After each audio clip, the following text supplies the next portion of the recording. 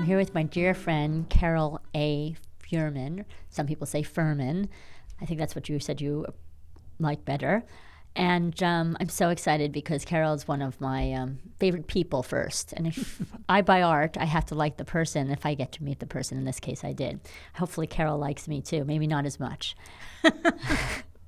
Anyway, I'm happy to share with the listeners the power of art now. And that's what we're talking about. It's an art cast versus a podcast. And what the world needs now is what we really want to focus on today. And we definitely need people like Carole in the world. We're lucky. I'm lucky to know her. I feel fortunate and to be surrounded by her beautiful artwork. For me, art can save a mood, a day, an experience. It's a distraction. It's an inspiration. It's a sharing opportunity. And through artists, whether they're vocals or they're fine artists or photographers, artists can create a lot of love in our life. And love for artwork and sometimes the artist itself comes together. And in this case, it has with Carole Feuerman. Anyway, Carole, thank you for being here. Thank you for inviting me to be here. This is actually a space that Carole has decided to create for podcasts. So if you need a podcast done ever, or a music studio, or a studio to shoot your fashion collection, I recommend 170 Moore Street, Brooklyn. Is that where we are? Yes, 170 Moore Street in Brooklyn, which is also another building besides this where Carole's nearby has her art studio. So Carole, it's now all about you. Please tell me, what is the most important, what's your philosophy? I just shared mine. What's important to you? Well, number one, you have to have a dream. And if you have a dream, you have to be passionate about it, because just a dream is one thing. You have to always remember to follow your dream, and no matter what people say, if they put you down or they say that's no good or your artwork is no good or whatever it is you're doing isn't good, believe in yourself and persevere. That's beautiful. And so how long have you been persevering? When did your career begin, more or less? Well, I like to say it began when I did my first painting on my parents' new linoleum floor when I was 3 or 4 years old. And what was the next painting you did that someone would maybe buy because your parents didn't have to buy that one? Well, I was selling my artwork when I was in public school, and my friends were buying it, and a neighbor bought a piece. I did a painting of their children, and I didn't know what to charge because I was like 16 years old. So I said, pay me whatever you want, or pay me $300, and they paid me $500. And this is in high school. My God, no wonder why your artwork has increased so much in value. It started high and it's gotten only higher. So your first artwork that you sold at a gallery, what year was that? When were you represented by a gallery? Well, I was selling a lot of work in college, and it wasn't sculptures because I had... Through a gallery? No. So when were you selling in a gallery? In a gallery? Oh, that took years and years because the women hadn't broken the glass ceiling, and it was a good old boys club in the art world. Women were not considered a good risk by an art dealer. They would, the dealers thought that a woman, if they put money in them, then the woman would maybe stop doing her work and have children, and so... But on a positive note, the one who gave you your break, can you remember who that might have been? Yeah. That was a woman. A woman, okay. Gallerist. Her name is Ann Jaffe. And she believed in me, and I was doing one of each sculpture. I did about 6 different fragments. I started with that. And she said that she would represent me, but I had to make more than one. I said, I'd be lucky if one would sell. She said, no, just make 3 of each. And I said, 3? Who's going to buy them? She says, I will. So she bought 3 of each of my first 3 sculptures. And these were of a torso, a body, a face? What were they? Well, one was a ballet piece. Another was the swimmer that I'm world famous for. And another was another swimmer. Wonderful. So what is the most important part? We're going to move forward in what you're doing right now in your work, in this moment. Now, and it's so interesting because it sounds like you take a lot from the past in terms of what you're doing presently, but can you share us the importance right now of now? Well, what leads up to this moment and what makes it now is everything I've ever done. And when I look at what I'm doing, a lot of it is I've started in the 80s, and they're all themes that run through my life, like my feelings. They're not just beautiful, perfect swimmers. They're each one tells a story of Serena, like this is the survival of Serena. Right. It started as inner tube, and I was inspired by the women floating on tubes coming in from Cuba to Key West. And so I did the survival of Serena, and I started it in 1981. And through the years, I've changed it. I made her different colored tubes, and I made it different sizes. Yeah, you mentioned to me about Survival of Serena was 1981, and you also mentioned Midpoint, which was 2017. Yeah, that was a much later piece. And you had mentioned to me that it's a combination of those two that has something to do with this piece you're working on right now. Well, there's always turning points. I didn't name it turning point. I named it midpoint because the girl was quite young who posed for me. And I remember she asked me if I could make her breasts bigger. And I thought that was interesting. I don't know. They look nice sized breasts to me. Well, she wanted to be a woman. You see, you have to look beyond what someone says. Right. And I was thinking, so she's at a midpoint. She's no longer a teen. A teen. She's more a young adult. Right. And it was a turning point in But her again, life. the now. What are you working on right now? In the moment. Well, COVID has made a lot of changes in what course. we do, and I'm working on a piece called Eyes Open. And interestingly enough, the eyes are closed. And that's because I see more when my eyes are closed, when I lie in bed or when I just meditate, and then I can see a finished sculpture in my mind. So I did this sculpture called Eyes Open, and the eyes are closed. So. Now, you mentioned to me a work called Serenity. That's very, very new. In Okay. fact, I just began, and it's a combination in a way of both Survival of Serena, where she's leaning on her arm, and Midpoint, where she's at a midpoint, but in a different way in this piece. She's more serene, like Serenity, and it has a lot of meaning. She looks very peaceful and calm. Yes, do you feel that way? Serenity is peaceful and calm. So do I feel that way? I feel so blessed and fortunate that I have worked through COVID, that I have been able to do my art, and people have appreciated it more, maybe because they want to beautify their homes, because they're home more. But how about how the art makes them feel, possibly, too? it makes me feel good. Right. So hopefully they feel good, because a lot of people don't want things in their house that make them feel bad. And my work has always been about beauty and love and Absolutely. peace. You mentioned that you're making a tabletop. I mean, this looks quite much larger than a tabletop, but you said you're making tabletop pieces. That is tabletop. That is tabletop? Yeah, Okay. it's maybe so big. Okay. Um, And why that size? Does it have something to do with the time we're in terms of people spending more time at home and having it in your home to enjoy? I started doing tabletop pieces about 5 years ago, and I was interested in the different proportions of pieces originally. Sometimes when it's life size and it's got every little freckle and every little thing, it could be scary. Not to me, of course, because I live with them. Right. But something interesting happens when you make them monumental, for instance. Absolutely. If they come alive. Well, if the pyramids... People think they are alive a lot of the time. If the pyramids were small, who would go to Egypt? That's true. They're awesome. They're awesome. Yeah. So I your sculptures are awesome. But the monumental ones cost a lot of money, and you can't fit them in your home. So that brought me to the idea that I would make smaller pieces that people can put in their apartments, or people who don't have the kind of money to spend $500,000 or $1 million on a big piece. For much, much, much less money, they could buy something that's a tabletop size. So a tabletop.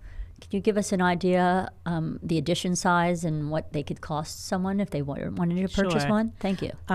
Well, they are usually 12 to 14 inches. I've started to make them a little bigger, like 16 or 18 inches. And the least expensive one is under 15,000, and they range all the way up to almost 50,000. But the editions are very small. And the 50,000 is because it's a smaller edition? It's because they're all small. They're all small editions. They're all small. There's Nothing never more than 9. 9. And sometimes less. And so why is one 15 and one 50,000? Well, one is I called it mini quan. A mini quan, and okay. the other, and these are much more complicated. They take longer. I know she's one of my favorites. That's one of the ones that you do in a tabletop, right? Right. That's that was the second one that I did. The first one was the Mini Serena, and the second was Mini Quan. And then I didn't like the name Mini because it reminded me of Minnie Mouse, so I changed it to Tabletop. Tabletop. Oh, so that's why they're called tabletop instead of mini. Yeah. Okay. I thought but you have several sizes in the tabletop. No, most of the tabletop sizes are now much bigger. So the less expensive ones are the mini because they're very little, and they were edition of 99, which the first two were 99. These are very limited editions. I understand now. Okay, very good. So now you're not doing tabletop as in mini anymore. No minis, but tabletop. But tabletops, and that size is about? It's about 16, 18 inches. Okay, very good. Can you explain a little bit of the creative process? You make a mold, a maquette, describe the materials. I know you have little droplets on their faces, and you have hair on their eyelashes and eyebrows. Can you just go through your creative process with us? I know you don't want to give the recipe away.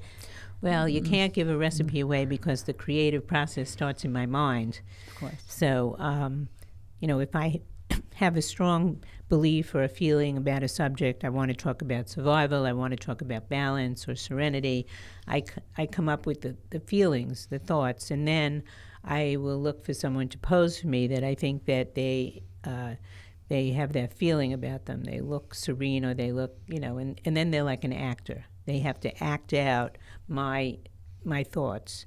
And I used to put rubber all over them, and I don't do that anymore. In a lot of the YouTube videos. Why rubber? Well, I would put silicone rubber on them and do a life casting, but I don't do that now. I do a 3D scan.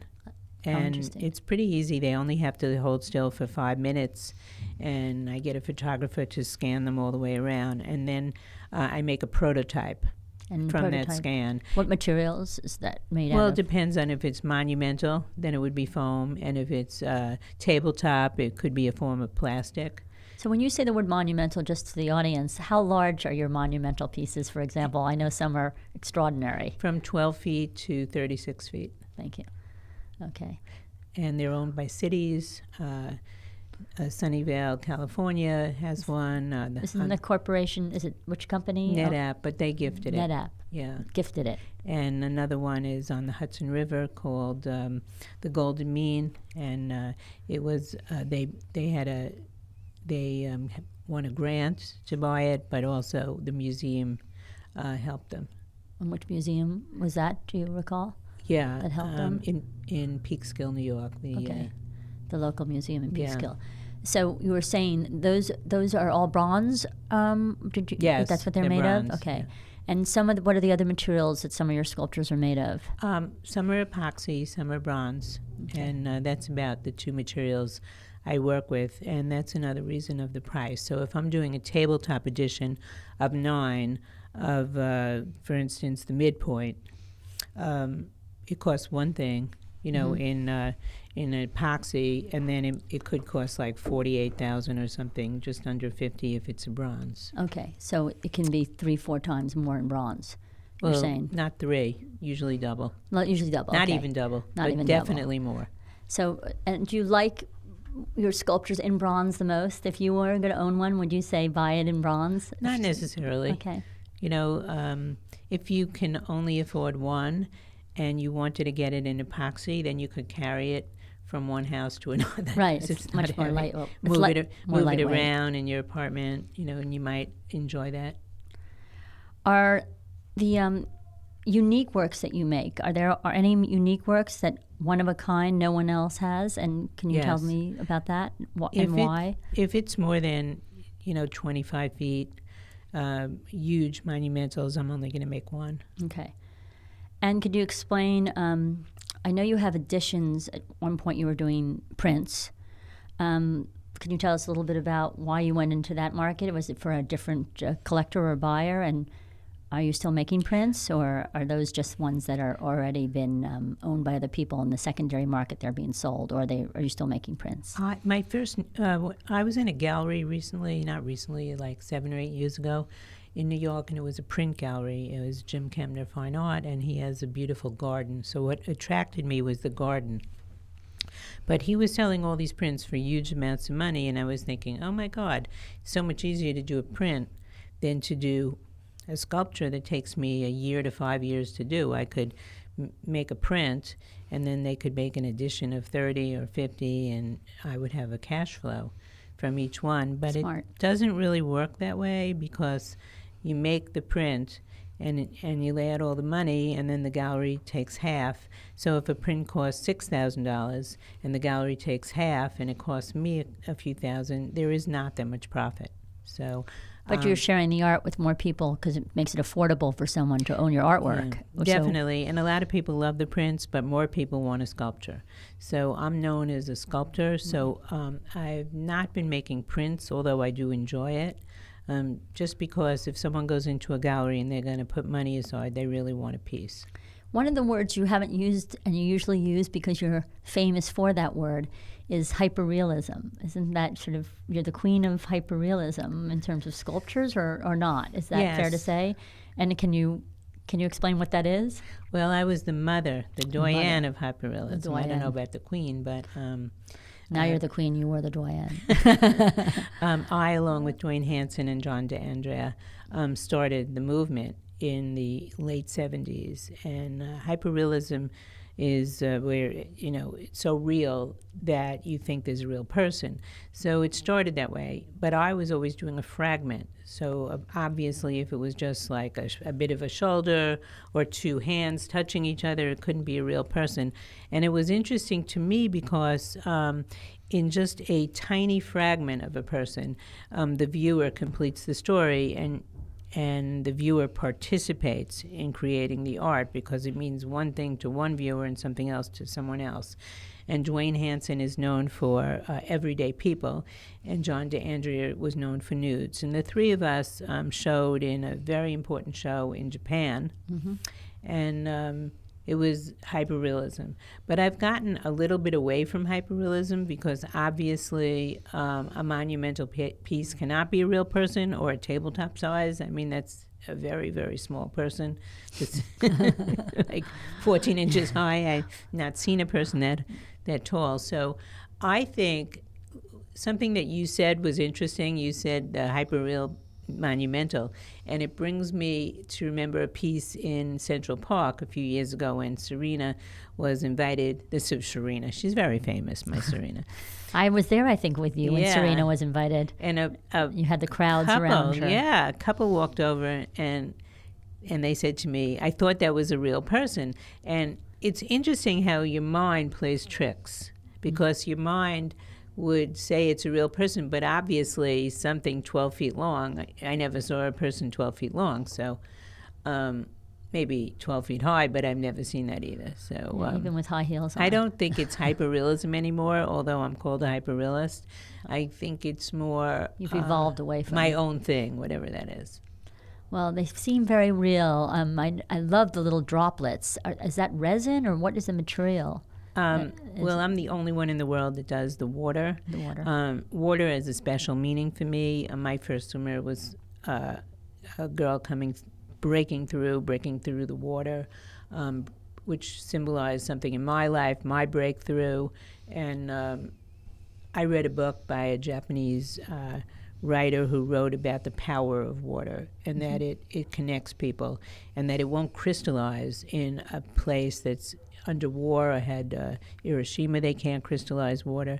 And it stuck in my mind. And I'm always looking for a common thread when I do a piece, like an emotional thing. That's the difference between a male artist and a female artist.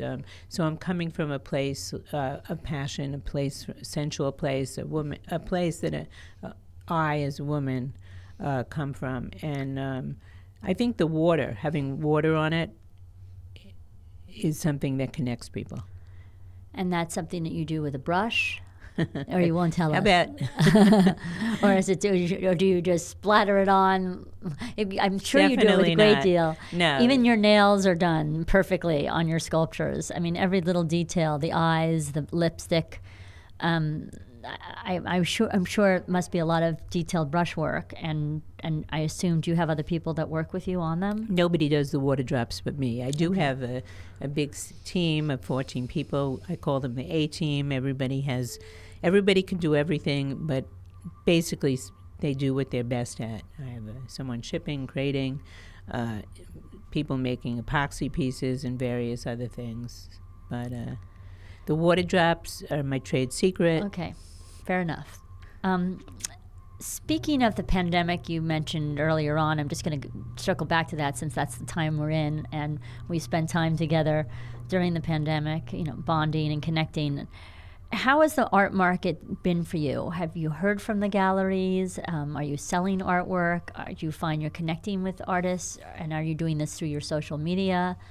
Just tell us a little bit about how it's affecting your life the past 8-9 months. Well, when it started, I was terrified. All the galleries were closed, and for about a month, I sheltered in place in my home, and I never went out till I realized one day that I could go to my studio because nobody was there. I could get in my car, drive to my studio, park indoors, and I would be, alone. Right. So I started doing that, and I felt much better. I didn't feel exhausted. I didn't feel depressed. I felt better.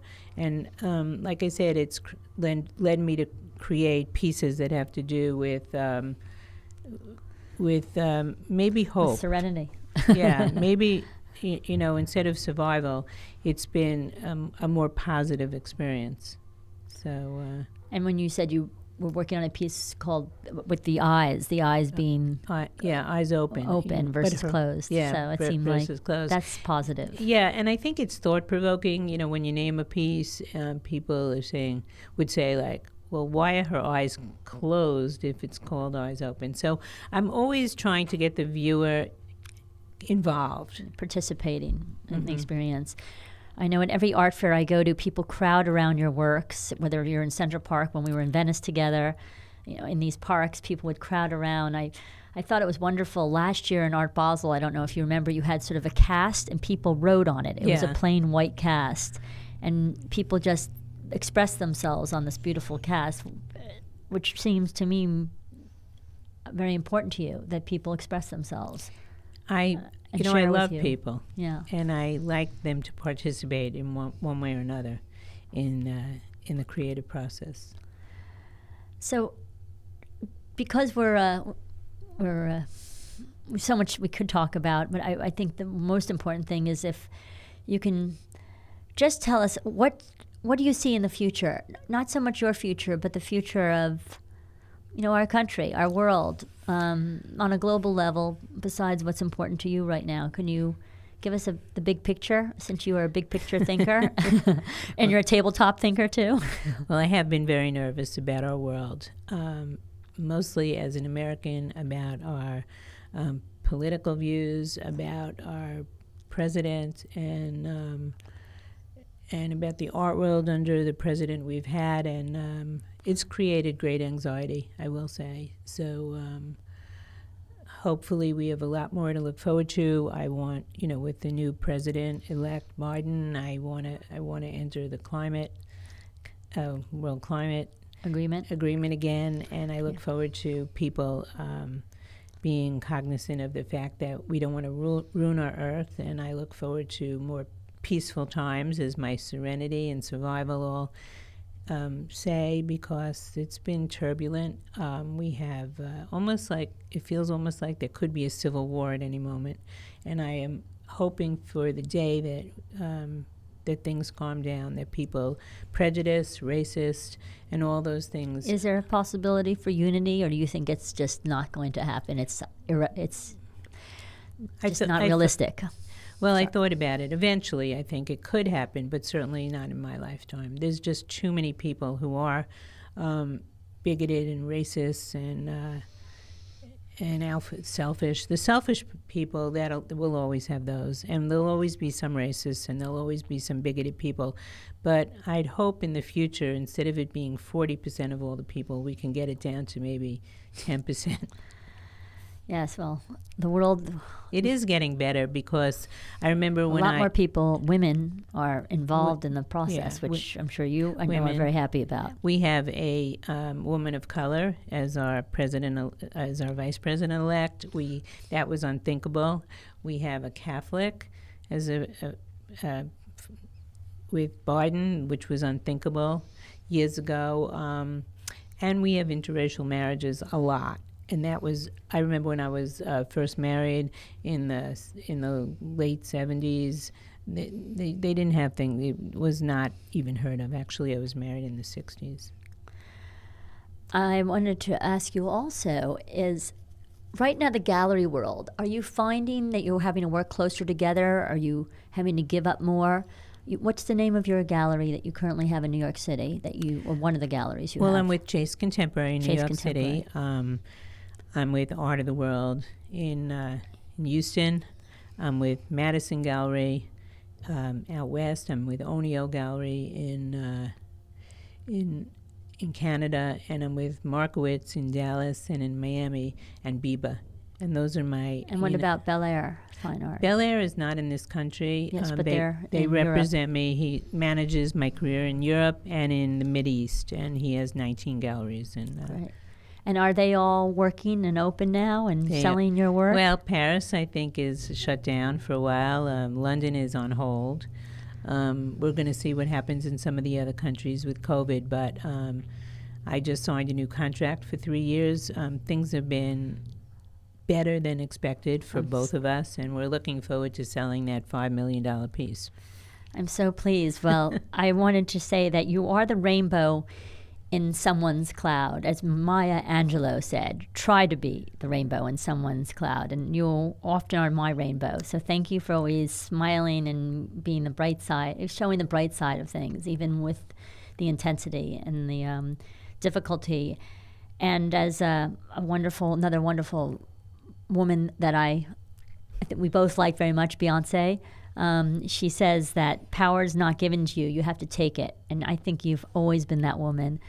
Your whole career is about taking the bull by the horns and helping others to do the same.